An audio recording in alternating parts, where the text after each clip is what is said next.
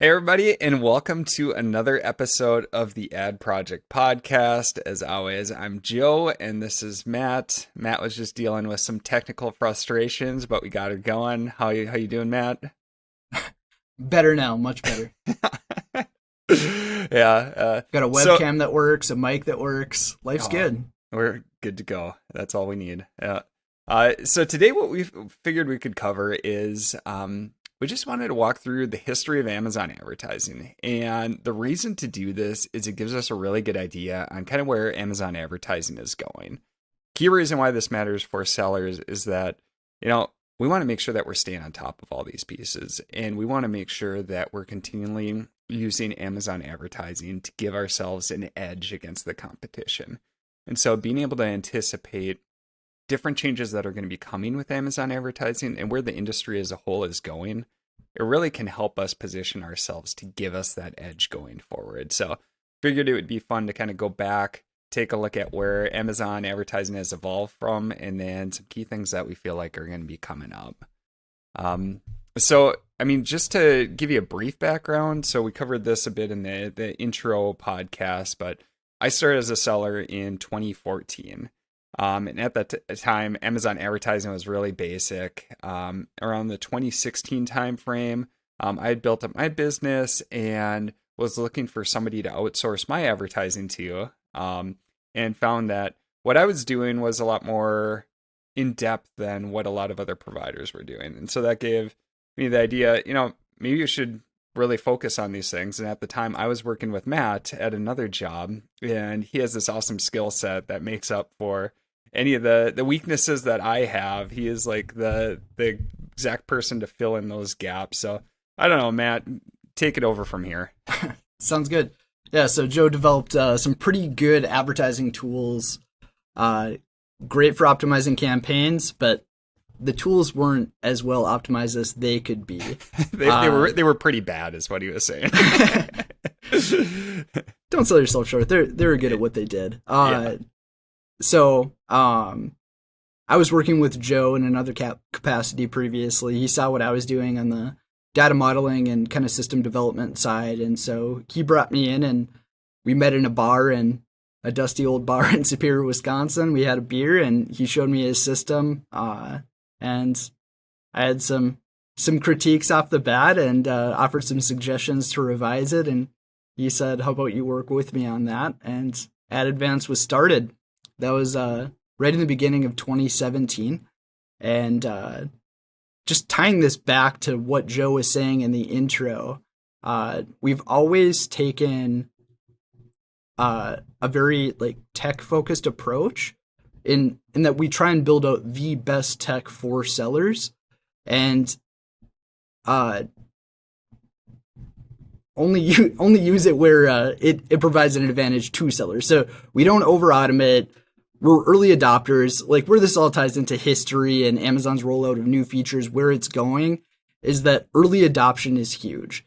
So with our tech stack, we're able to integrate new features really quickly and integrate them across all ad types.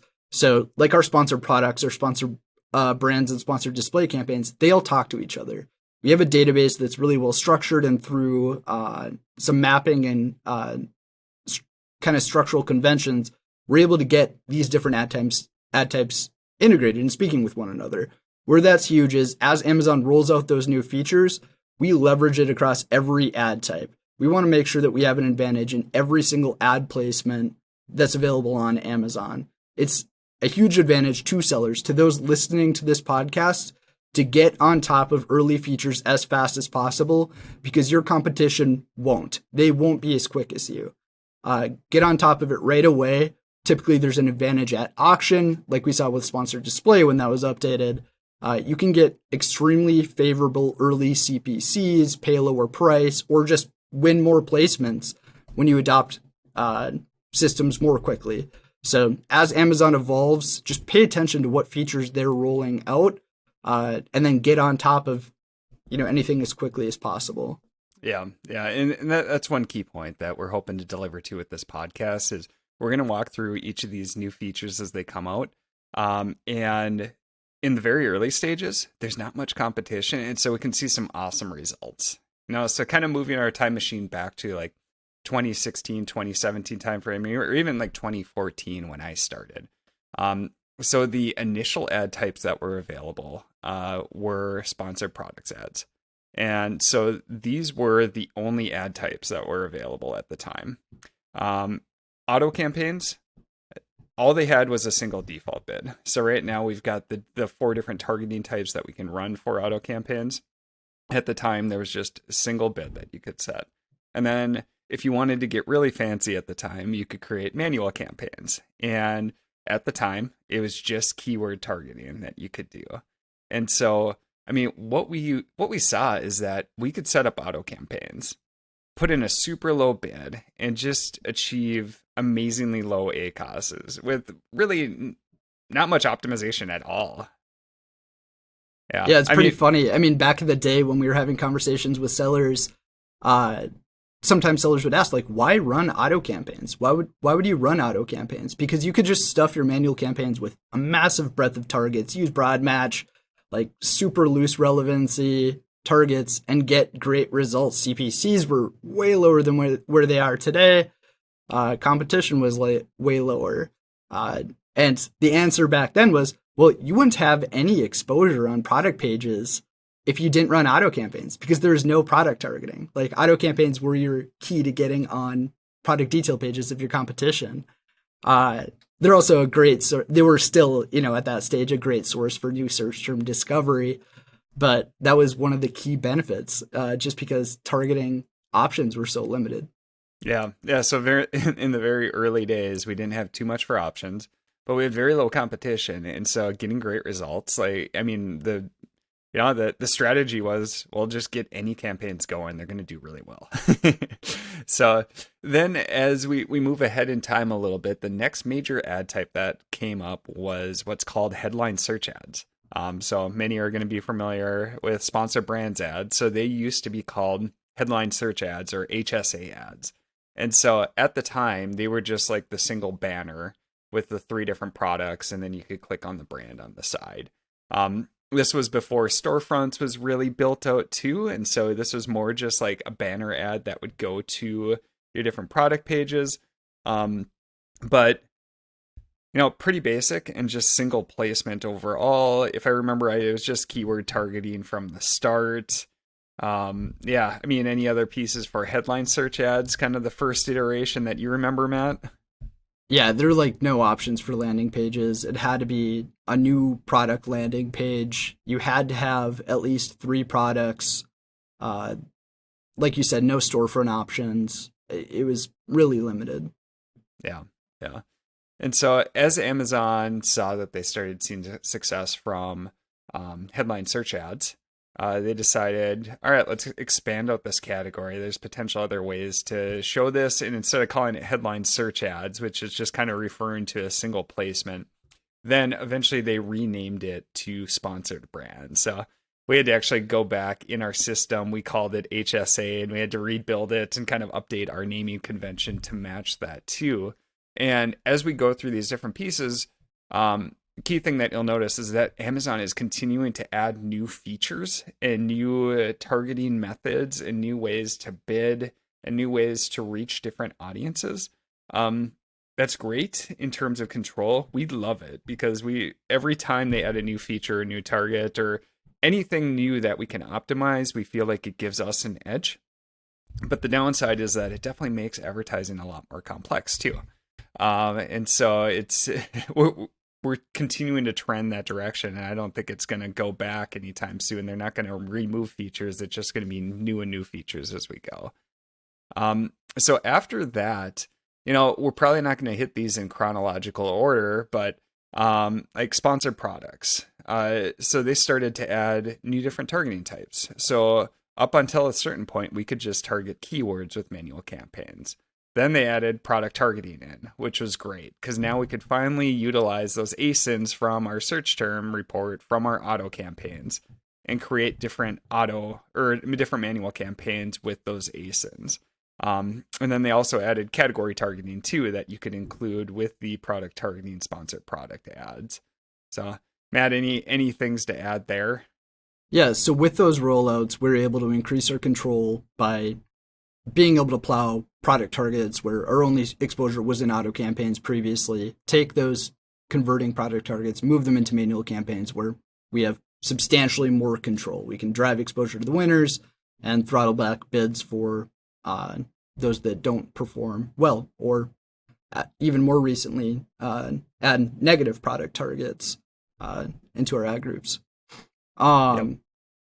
With that rollout, I guess just one lesson to come out of any new feature is think about it in different contexts. Think about it in terms of audience and strategy. So as soon as product targeting rolled out in manual campaigns, we started launching ASIN defense campaigns immediately. Those are cross-promotion campaigns where you target your own product pages with your other product mix. We covered them in a previous podcast episode. They're super effective campaigns, but that was one of our immediate introductions when manual product targeting rolled out. Previously, we couldn't control where our products landed, some on our own, some on our competition's. Let's segment those immediately. 2 separate strategies. Let's conquest the competition where we have an advantage, and let's defend our own product pages. With category targeting, the key category targets, if you're not using refinements, they're okay. They don't perform that great. But Amazon rolled out the ability to refine category targets. So when you start using those price modifiers and you say products with prices greater than mine or with ratings lower than mine, you can really start to segment that targeting pool into higher relevancy targets where you have an advantage, and get better returns from them. Yeah. And then I think you hit a key point there too. When any of these new features are rolled out, not only are we testing them immediately, but we're also taking a step back and figuring out how do we incorporate this into a bigger strategy that we can utilize in combination with the other ad types or features too. So I feel like that was a great point. Just want to recap on that. Don't just test it, but now take a step back and figure out how you can utilize it for larger picture goals. Yeah. On the sponsored ad side, another major development was when they transitioned from Bid Plus to bidding by placement. So previously, the only way that you could try and drive more top of search results was through your bid or using Bid Plus, which is kind of like dynamic up and down bid strategies today. That's another development that we'll get into. But where Amazon would escalate your bid up to 100% to get you that top of search placement. When they got rid of Bid Plus and introduced bidding by placement, where you can set the percentage you want to escalate your bids, we immediately started pulling the placement data that they had across our full client mix, evaluating conversion rate benefits of each placement, and then started testing how we can leverage those percentages. How does this affect our bid strategy, and harness the power of top of search right from the get-go. Yeah. And so you hit on another great evolution. So when we first started, the only bidding strategy that you could use was dynamic down. And so it wasn't even specified. It was just, this is the set strategy and this is how it works. And then Amazon soon after rolled out fixed bids and then dynamic up and down. So like everything else, we took a step back and figured out what are great cases to use these different strategies.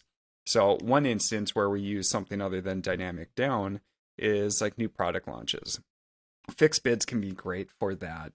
And the key reason is that when I launch a new product and I don't have those initial reviews, I may need some time to really build up that traction and that social proof for major keywords that I want to rank for.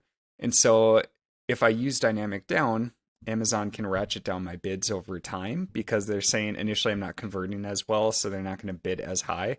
Where fixed bids, now we can use that and we can make sure that we're still bidding high, and then over time we're going to start to get that traction and make sure that we're owning those key placements. So that's another way that we're able to utilize some of these new features as we go.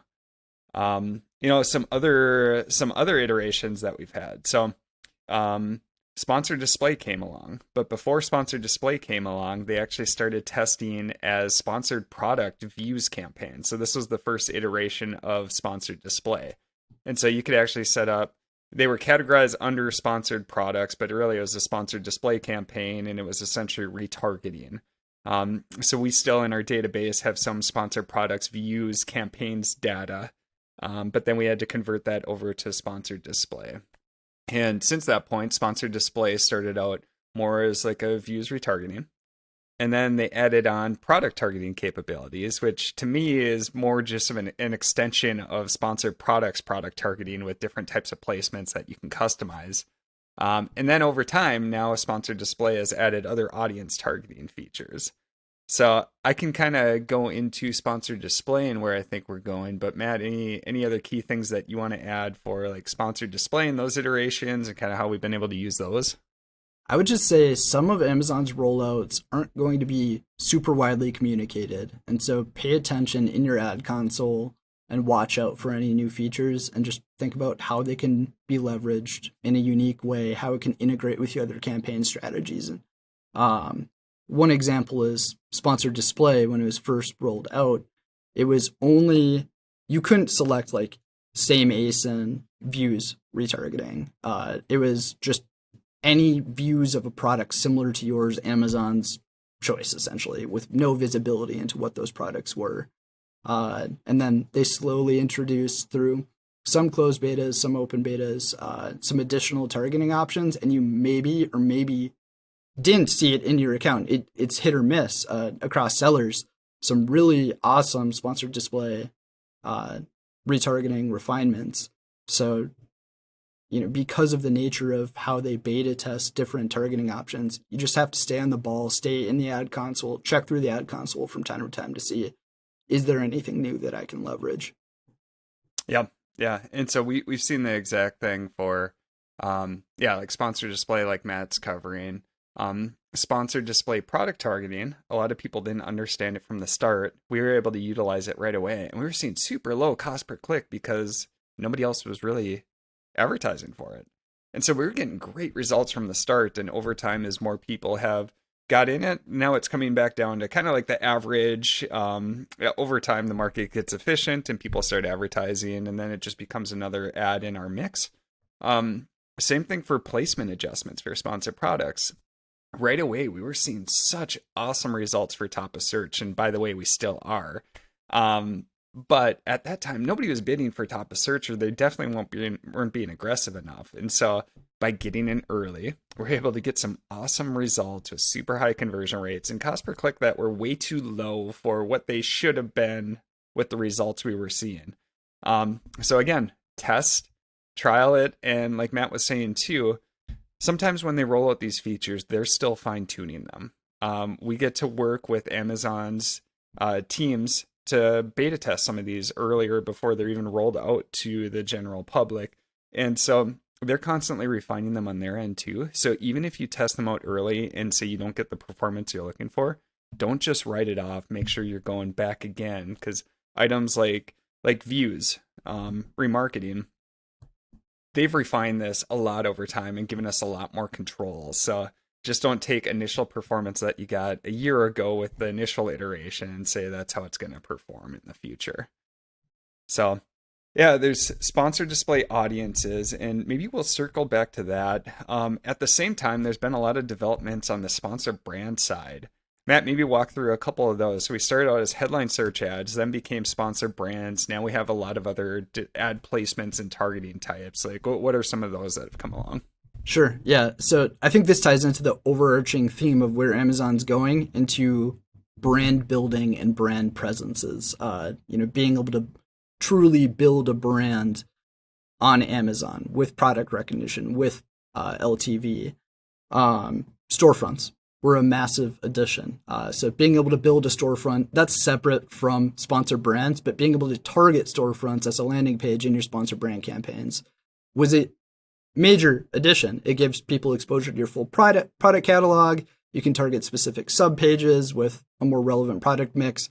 Those storefronts have way more creative options, so you can build your brand. You can use lifestyle photos. You can tell people what your brand's all about, what you're all about, and get that additional recognition. And it really benefited conversion rates. So we see stronger conversion rates with those storefront landing pages, and yeah, it's just it's better overall just for that additional awareness as well. So now you can target. You can specifically send people who click on your ads to your storefront, so you can feature your storefront. Another major development is sponsor brands video. So that one we've had a ton of fun optimizing. You just own a ton of real estate. Again, it's this next iteration where Amazon is giving us more tools to really develop our brand specifically on Amazon. Whereas before, you would kind of have to do a lot of the brand building off to the side because you couldn't customize a lot of pieces on Amazon. Now they're giving us more and more control, and they like that because we're building up our brands within their ecosystem too. So it's definitely a win-win where we have more control to build up our brand there where most shoppers are at. And then it's a big win for Amazon because now you have more brands who are specifically building their brand on Amazon. Yeah, so lots of iterations for sponsor brands, and then sponsor display. Really, the key pieces or the key items that we're seeing the sponsor display team build out is really building on the audience side. And where this comes into play is sponsor display on the audience side, kind of excluding the product targeting feature. They're really working to build out like a DSP like structure, while keeping it self-service and more easy to use. So in upcoming episodes, Matt and I are going to be talking about DSP quite a bit. We're really pumped up about DSP and all that it has to offer. So we'll kind of leave it there a bit just because we have so much to talk about in upcoming episodes, but just know that sponsor display, essentially what they're trying to do is take some of the best features of DSP that can be commonly used by sellers and make it really easy where you can do it self-service wise. Whereas DSP, there's so much customization you can do, but it's very complicated. And so if you're not living in it day in and day out, like Matt and I and the team at Ad Events are doing, DSP can be extremely overwhelming, where sponsor display audience targeting is really a more simplified version of, say, like remarketing. So if you use remarketing, instead of having to set up these complex audiences in DSP, you can more easily do that within sponsor display. So I feel like on the audience side, we're going to continue to see more and more control from the sponsor display side while trying to keep it simple enough where the average self-service user can come in there and set up these campaigns pretty quickly. Exactly. Yeah. So that's a pretty comprehensive overview of Amazon's advertising's history. Where things are going, though, is the next couple of episodes, like DSP. It's so huge. And that off Amazon presence is a massive opportunity for most sellers, most brands. Yeah. So in general, what we're seeing right now is on the sponsored ad side, like we're always trying to get to those new features that are underutilized. And what we're seeing is that many sellers, they're doing a pretty good job now of utilizing a sponsored product, sponsored brand, sponsored display. When we see new features, we'll utilize them and we'll get an edge right away. And then over time, more users start using that too.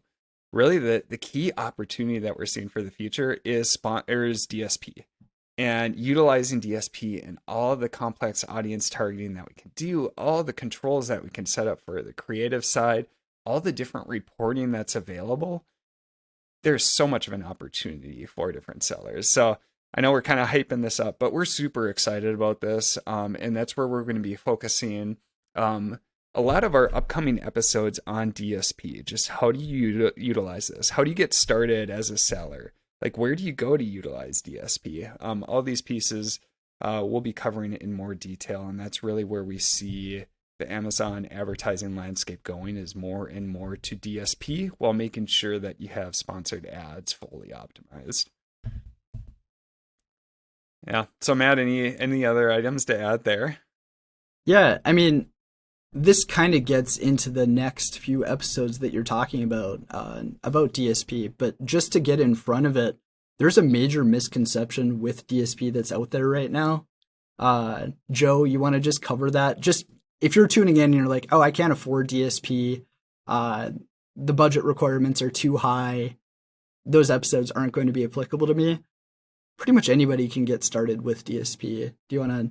Yeah, so spoiler alert for that one. If you go directly with Amazon, typically they're going to make you commit to like tens of thousands of dollars in ad spend, which as a seller, I started as a seller, I still am a seller. I wouldn't commit to that. And so if you go through an agency like us, what it allows you to do is start really small, demonstrate performance, and then ramp up, just like you do with any of the other sponsored ad types too. You wouldn't just commit 20K to sponsored display without seeing what it can do. We'd test it and then we'd ramp it up over time. So yeah, that's a great point, Matt, for upcoming episodes. Don't just write DSP off if you're a smaller seller. We can get going on any spend levels for DSP, and there's a ton of cool strategies that we can use. So, at that point, I think what we'll do is we'll wrap this one up, Matt, but make sure you're tuning in the future. We're going to be covering DSP in a lot more detail, how you utilize it, what some of these strategies are, what performance we've seen, and all those other key features.